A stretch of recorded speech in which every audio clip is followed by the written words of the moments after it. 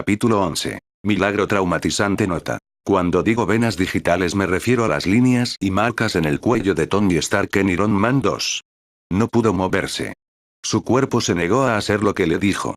Ni siquiera podía cerrar los ojos. A pesar de que el agua en la que estaba burbujeaba como si estuviera hirviendo, no sentía calor en absoluto, pero tampoco sentía frío. Simplemente se sintió mojado.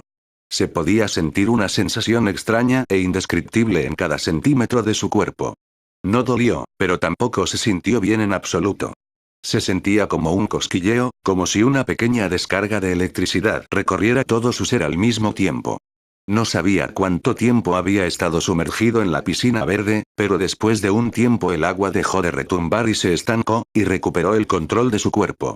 Como estaba boca abajo, colocó sus brazos debajo de él para que pareciera que estaba a punto de hacer una flexión, lo que hizo al enderezar con fuerza sus extremidades y ponerse de pie.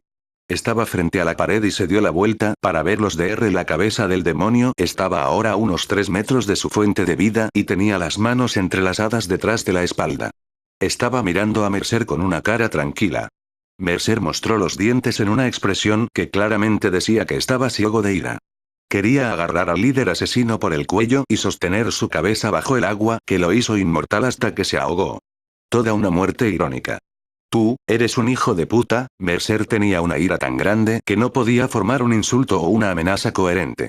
Formó sus garras en ambos brazos, levantó la izquierda y señaló a R, que no mostró miedo ni reacción alguna. Simplemente mantuvo su cara seria y no movió un solo músculo. Mercer salió de la piscina y dio un gran paso más hacia R, cortando la brecha entre ellos casi a la mitad.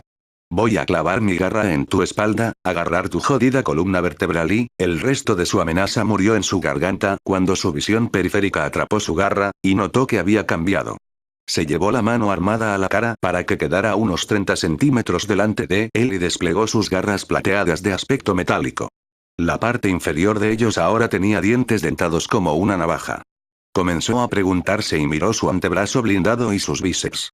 Su extremidad ahora lucía una notable cantidad de más picos, y todos parecían mucho más afilados que antes.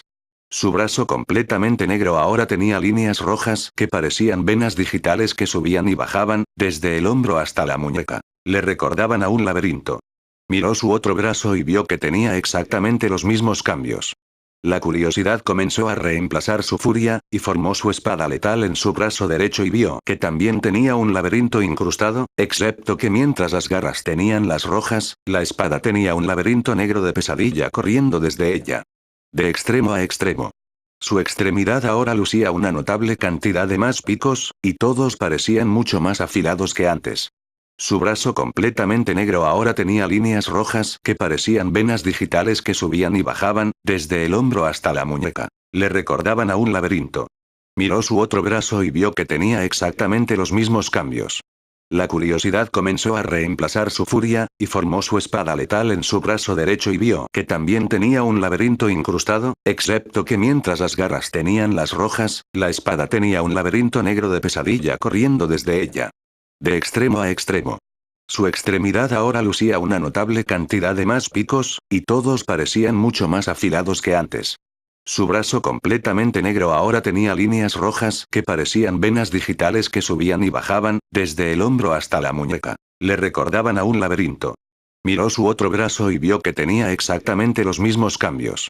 La curiosidad comenzó a reemplazar su furia, y formó su espada letal en su brazo derecho y vio que también tenía un laberinto incrustado, excepto que mientras las garras tenían las rojas, la espada tenía un laberinto negro de pesadilla corriendo desde ella. De extremo a extremo. Y vi que tenía exactamente los mismos cambios.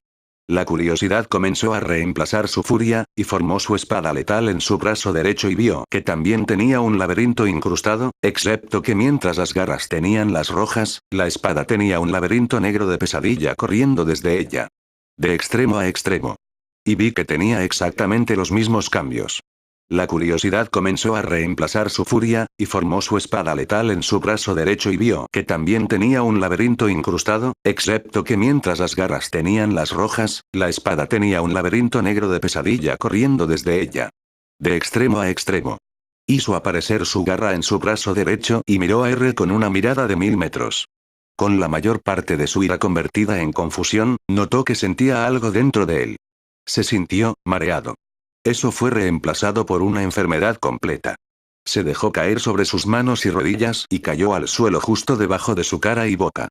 Tosió más o menos varias veces después de que lo último del vómito negro saliera de él. Luego sucedieron dos cosas y una de ellas lo sorprendió más allá de lo creíble. El pequeño charco de vómito pareció deslizarse hacia su mano derecha y se fundió con él. Eso no lo sorprendió. Lo que lo sorprendió fue que sintió un fuerte dolor en la parte superior del estómago. Había sido atacado con una miríada de balas y eso ni siquiera le hizo cosquillas, entonces, ¿por qué una simple reacción corporal enferma le causó tanta incomodidad? Volvió a ponerse de pie, hizo que sus brazos volvieran a la normalidad y ligeramente agarró su cabeza con su mano derecha tratando de pensar por qué y cómo estaba sucediendo esto. Luego tuvo un pensamiento salvaje e indignante. Pero lo dejó pasar después de medio segundo de que estuviera en su mente. Lo vio como imposible. Lo que sea que haya sido, eso podría haber hecho que R fuera joven otra vez, pero no podría haberle hecho lo que pensó momentáneamente. Dime Mercer, dijo R al ver la mirada perdida en sus ojos. ¿Qué te está mostrando el Lazarus Pit? Mercer dedujo que el Lazarus Pit tenía que ser el estanque verde en el que ambos se habían bañado. Estaba confundido por lo que había querido decir con la parte de mostrarle, pero su confusión se desvaneció y el sobresalto tomó su lugar. Miró a su alrededor y vio que él y el jefe del demonio ya estaban más tiempo en la cámara oscura, pero en Manhattan. En el fondo, sabía que era solo una alucinación, ya que estaban parados en medio de una batalla entre soldados y tanques Blacklead, y varios infectados y evolucionados que salían de una colmena, pero todo parecía muy real. Los ruidos y chillidos provenientes de los infectados, las órdenes que los soldados se gritaban entre sí, la forma en que ambos bandos se atacaban entre sí. Incluso olía como lo hizo el primer brote en áreas donde los infectados tenían el control. Nunca olvides a Mercer, Alex reconoció al instante la voz, pero no estaba seguro de si era uno de los muchos recuerdos insoportables que lo inundaban o parte de la alucinación que lentamente comenzó a pensar que era real. Se giró hacia donde había venido la voz y vio al capitán Cross mirándolo fijamente. El soldado ahora muerto pronunció sus siguientes palabras muy lentamente para que se hundieran en Mercer y se quedaran allí. Estación de Pensilvania. El soldado de élite se convirtió en arena y fue arrastrado por una repentina ráfaga de viento. Luego, de la nada, varios civiles normales se le acercaron, todos ellos miserables o enojados. Algunos de ellos lo llamaron. Eres un monstruo. Mi hijo está muerto y tú tienes la culpa. Tenía que enterrar a mi hermano. Gracias a ti, mis hijos nunca volverán a ver a su madre. Como Cross antes que ellos, todos se convirtieron en arena y el viento los hizo desaparecer. Con todos ellos desaparecidos, Mercer comenzó a sentir algo en lo que ni siquiera había pensado en mucho tiempo. Comenzó a sentir remordimiento. En ese momento, la mitad de él estaba convencido de que esto era realidad, pero el otro dijo que solo era un mal sueño. Este último ganó un dominio, y Mercer formó sus garras ahora irregulares e intentó despertarse. Enterró sus garras plateadas en su muslo izquierdo. Ese acto de autolesión lo trajo de vuelta a la realidad. Estaba de vuelta en la cámara circular con R mirándolo con la misma cara que tenía desde que Mercer salió del Lazarus Pit. Mercer miró la garra que todavía estaba incrustada en su pierna y recibió otra descarga. Sentía dolor donde sus garras lo perforaban. Debido a sus nuevos dientes dentados, sacarlo le causó más dolor. Se llevó la mano armada a los ojos y se encontró con otra sorpresa. Sus garras plateadas estaban cubiertas con un líquido rojo oscuro. Mientras algo goteaba de sus garras, bajó la mirada hacia la parte de él donde se había hecho daño al regresar de su pesadilla para descubrir que no había herida. Levantó su brazo derecho, que todavía era normal, y se rascó el antebrazo con una de sus garras. Otra vez, el dolor recorrió el lugar donde había puesto sus garras.